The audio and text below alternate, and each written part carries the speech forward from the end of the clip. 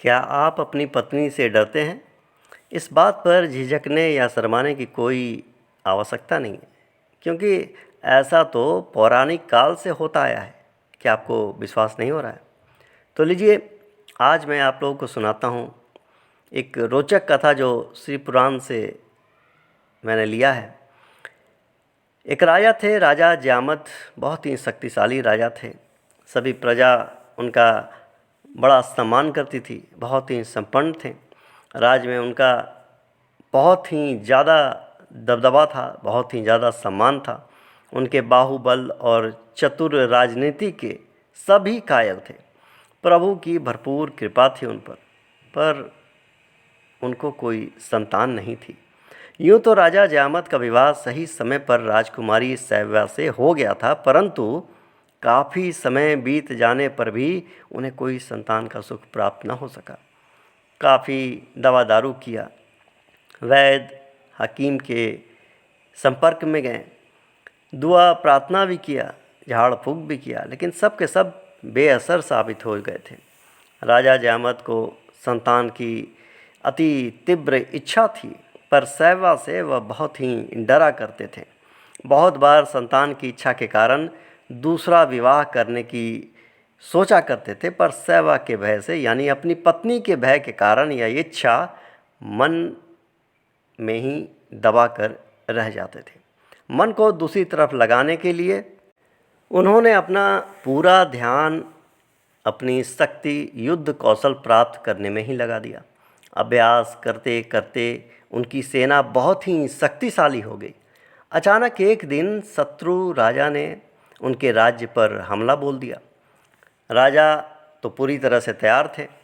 शत्रु ने उसे आंकने में जरा गलती कर दी थी। बस फिर क्या था, बहुत से रथ, घोड़े, हाथियों और अपने पूरे संगठन दलबल के साथ वह युद्ध के मैदान में कूद पड़े।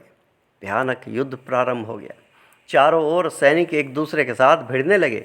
लोहे से लोहा टकराने लगा। टन टनाटन की कर्कश आवाज़ से कान के पर्दे फटने लगे। जिधर भी प्रहार होता उधर ही रक्त की नदी सी बहने लगती थी। कटे अंगों और मृत देहों से धरती फटने लगी थी। चीख पुकारो, दर्द की कराहटों, मारो काटो की ध्वनियों से दिशाएं गूंजने लगी थी। इसी बीच ज्यामत का हाथी अपना संतुलन खो बैठा और राजा शत्रु खेमे के बीचों बीच अपने हाथी से नीचे गिर पड़े।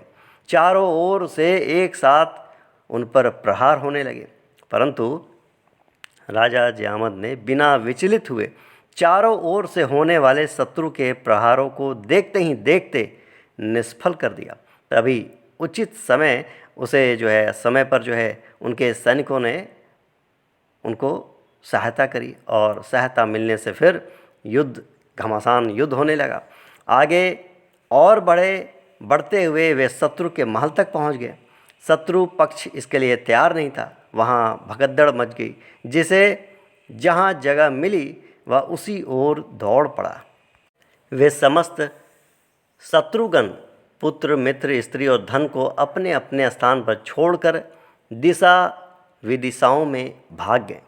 जैसे ही ज्यामत ने शत्रु खेमे को पार करके उसके महल में प्रवेश किया, सामने क्या देखते हैं कि एक अत्यंत ही रूपवान एक राजकन्या दास दासी और रक्षकों के भाग जाने पर भय से कातर विशाल आँखों से राजा को यानी ज्यामत को देखकर न जाने क्यों कुछ राहत महसूस करती है। राजा ज्यामत भी उसे देखते ही अनुरक्त चित्त हो गया। राजा ने सोचा, यह अच्छा ही हुआ, भगवान ने ही इसे यहाँ भेजा है। मैं संतानहीन हूँ। संतान प्राप्ति के लिए मुझे इससे विवाह कर लेना चाहिए। ऐसा विचार करके उसने जीते हुए राज्य को उसके पिता को सम्मानपूर्वक वापस लौटा दिया और उनसे विवाह की आज्ञा मांगी, जो उसे अविलंब प्राप्त हो गई। ज्यामत यह विवाह सैव्या की आज्ञा लेकर ही करना चाहते थे, यानी अपनी पत्नी से पूछकर ही दूसरी शादी करना चाहते थे। इसीलिए राजकुमारी को अपने रथ पर अपने साथ बैठाकर अपनी राजधानी की ओर चल दिए। राजधानी पहुँचे। राजधानी के द्वार पर विजयी राजा के दर्शन के लिए सभी खास आम लोग की काफ़ी भीड़ थी। सेवकों, कुटुंबियों और मंत्रीगणों के साथ महारानी सैव्या भी ठाट बाट के साथ द्वार पर उपस्थित थी।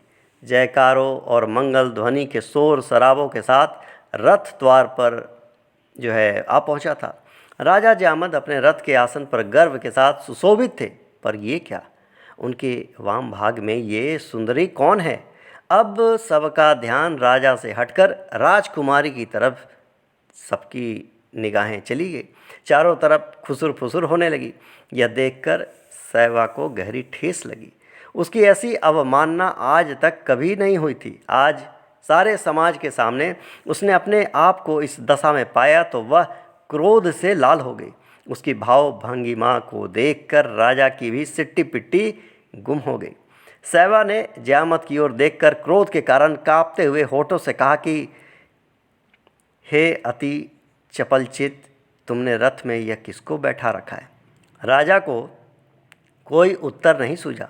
डरते डरते उनके मुंह से निकल गया, यह मेरी पुत्र वधू है। तब सैवा बोली, मेरे तो कोई पुत्र हुआ नहीं है और आपके दूसरी कोई स्त्री भी नहीं है, फिर किस पुत्र के कारण आपका इससे पुत्र वधू का संबंध हुआ? पत्नी से भय के कारण विवेकहीन हुए राजा बात को आगे बनाते हुए राजा ने कहा कि तुम्हारे जो पुत्र होने वाला है उस भावी शिशु की मैंने यह पहले से ही भार्या निश्चित कर दी है। यह सुनते ही रानी ने यानी सैव्या ने मुस्कुराते हुए कहा, अच्छा ऐसा ही हो। और राजा के साथ सबने नगर में प्रवेश किया।